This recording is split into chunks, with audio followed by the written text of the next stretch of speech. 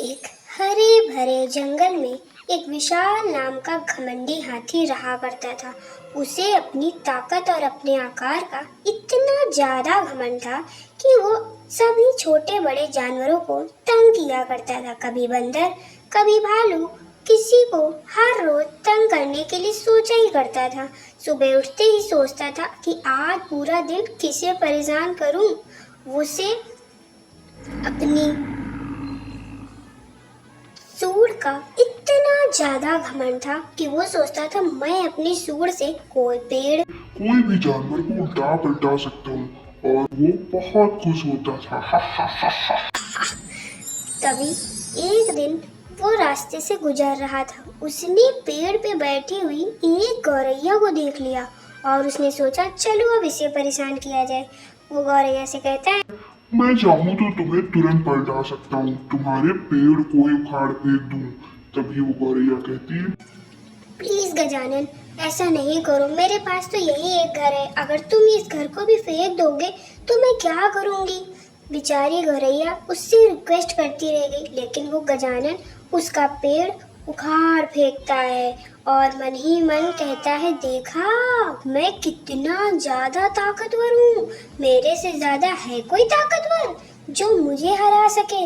मैं किसी को भी गिरा दूं, पलटा दूं और उसे मार सकता हूँ, क्योंकि मैं तो इस जंगल का राजा हूँ, राजा। मेरा नाम गजानन है, गजानन। एक दिन बहुत सारी चींटियां कतार में अपने लिए भोजन लेकर जा रही थीं। वह उन्हें भी तंग करने की सोच लेता है। तभी एक दिन वो बहुत सारे केले लेकर, जो बेचारे बंदर अपने लिए इकट्ठा करते हैं, उनसे केले छिना लेता है और सभी चूहों को बिल से भगा देता है। ऐसा कोई जानवर ही नहीं था जिसको वो तंग नहीं करता था। वो सभी को तंग किया करता था। एक दिन चींटी अपने लिए ठंड के लिए भोजन इकट्ठा कर रही थी।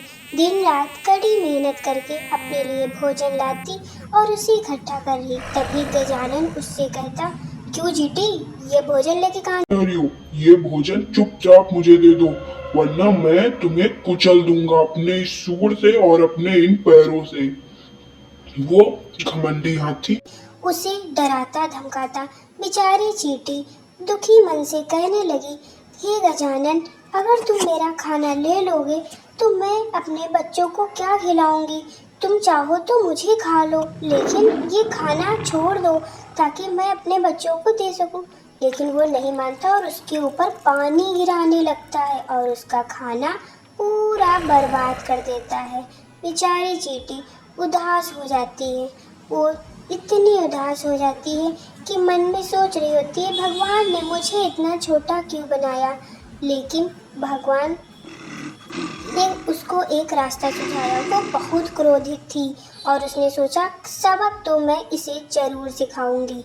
फिर एक दिन हाथी एक पेड़ के नीचे गहरी नींद में सो रहा होता है। उसे इस बात का अंदाजा भी नहीं होता कि चींटी उसे सबक सिखाने वाली है। चींटी मौके का फायदा उठाकर उसकी सूंड में घुस जाती है और इतनी जोरों से काटने लगती है कि हाथी मानो पगला ही गया हो। उसकी सूंड को इतनी तेज काटती है और तभी हाथी जान जाता है कि उसकी सूंड में वही चींटी घुसी हुई है। तो वो हाथी कहता है, अरे चींटी, तुम हो क्या मेरी सूंड में? अरे प्लीज नहीं काटो, मेरे सूंड में बहुत दर्द हो रहा है। वो इधर से उधर भागता है, अपने सूंड को पेड़ में जल्दी से लगाता है कि किसी तरह से वो चींटी बाहर आ जाए। तभी चींटी अंदर से कहती है, क्यों हाथी, अब तुम्हें एहसास हुआ कितना दर्द होता है? तब तो तुमने मेरा खाना फेंकते वक्त एक बार भी नहीं सोचा था कि कितना दुख हो रहा होगा मुझे। अब पता चला कि दुख में कैसा लगता है। चींटी इतना उसे काटती है, इतना उसे सताती है कि हाथी रोने लगता है और हाथी कहता है, चींटी, मुझे अपनी गलती का एहसास हो गया है, अब तुम मुझे माफ कर दो। मैं माफी मांगता हूँ, दोबारा से कभी भी ऐसी गलती नहीं करूँगा।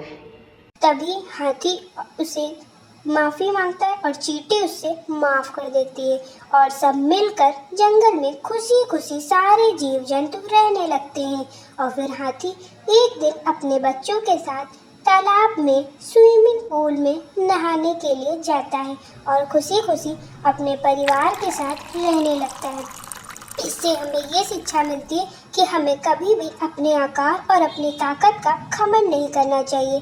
कोई भी छोटा या बड़ा नहीं होता है।